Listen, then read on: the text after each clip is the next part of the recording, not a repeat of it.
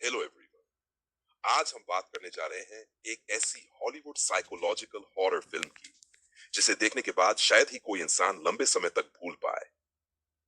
यह सिर्फ भूत प्रेतों की कहानी नहीं है, बल्कि एक ऐसे परिवार की त्रासदी है जिसकी किस्मत मानो पहले से ही लिखी जा चुकी थी। इसलिए वीडियो को आखिर तक जरूर देखिए, क्योंकि जैसे जैसे कहानी आगे बढ़ती है, हर राज पहले से भी ज्यादा डरावना होता जाता है। कहानी ग्राहम परिवार से शुरू होती है। परिवार की मुखिया एनी अपनी मां की मृत्यु के बाद अंतिम संस्कार में शामिल होती है। वहां कई ऐसे अजनबी लोग मौजूद होते हैं जिन्हें वह पहचानती तक नहीं। उसकी मां का स्वभाव हमेशा रहस्यमय रहा था और परिवार के साथ उसके रिश्ते भी सामान्य नहीं थे। एनी अपने दुख से उबरने की कोशिश करती है, लेकिन जल्द ही पता चलता है कि उसके परिवार का अतीत मानसिक बीमारियों, आत्महत्याओं और अजीब घटनाओं से भरा हुआ है। एनी एक मिनिएचर आर्टिस्ट है। वह अपने जीवन की दर्दनाक घटनाओं को छोटी छोटी कलाकृतियों में बदलकर अपने दर्द को व्यक्त करती है। उसका पति स्टीव परिवार को संभालने की पूरी कोशिश करता है, लेकिन लेकिन उनका बेटा पीटर अपनी मां से दूरी बनाए रखता है। दूसरी ओर उनकी छोटी बेटी चार्ली का व्यवहार बेहद असामान्य है। वह अकेली रहती है, अजीब चीजें करती है और बार बार अपने मुंह से एक अनोखी क्लिक जैसी आवाज निकालती है। कुछ समय बाद पीटर अपने दोस्तों की पार्टी में जाने की अनुमति मांगता है। एनी उसे अपनी छोटी बहन चार्ली को भी साथ ले जाने के लिए कहती है। पार्टी में पीटर अपने दोस्तों में व्यस्त हो जाता है, जबकि चार्ली गलती से ऐसा के खा लेती है जिसमें अखरोट मिला होता है। उसे अखरोट से गंभीर एलर्जी होती है और उसकी सांसें रुकने लगती है। घबराकर पीटर उस तेजी से अस्पताल ले जाने निकलता है।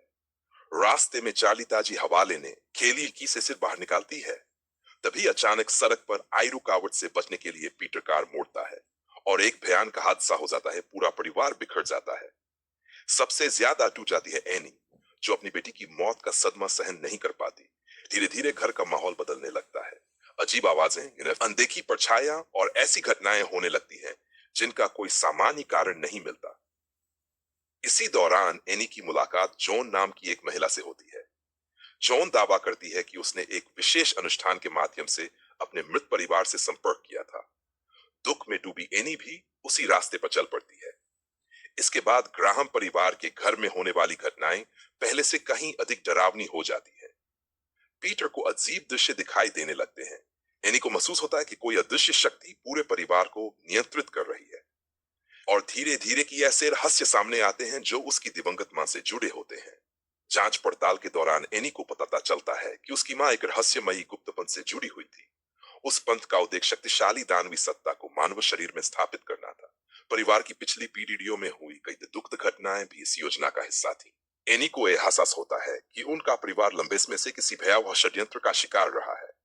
अब तक जो घटनाएं केवल संयोग लग रही थीं, वे एक एक करके आपस में जुड़ने लगती हैं।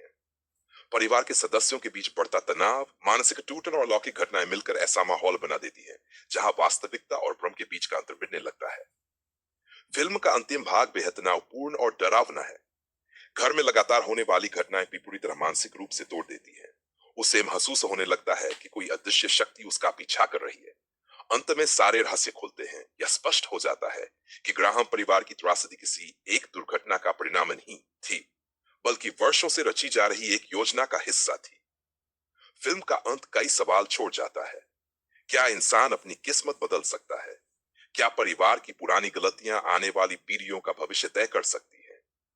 यही सवाल इस फिल्म को साधारण हॉरर फिल्मों से अलग बनाते हैं। इसमें डर केवल डरावने दृश्यों से नहीं, बल्कि पात्रों की मानसिक टूटन और बेबसी से पैदा होता है। अगर आपको साइकोलॉजिकल हॉरर फिल्में पसंद हैं, तो यह फिल्म आपको अंत तक बांधे रखेगी। इसकी कहानी, अभिनय, बैकग्राउंड म्यूजिक और वातावरण मिलकर ऐसा अनुभव देते हैं जिसे भूलना आसान नहीं है। तो दोस्तों, अगर आपको यह वीडियो पसंद आया हो तो इसे लाइक करें, अपने दोस्तों के साथ शेयर करें और अगर आपने अभी तक जे फाइल को सब्सक्राइब नहीं किया है तो अभी सब्सक्राइब कर लीजिए। कमेंट में जरूर बताइए कि इस फिल्म का कौन सा सीन आपको सबसे ज्यादा डरावना लगा। मिलते हैं अगली वीडियो में। तब तक के लिए बाय और टेक केयर।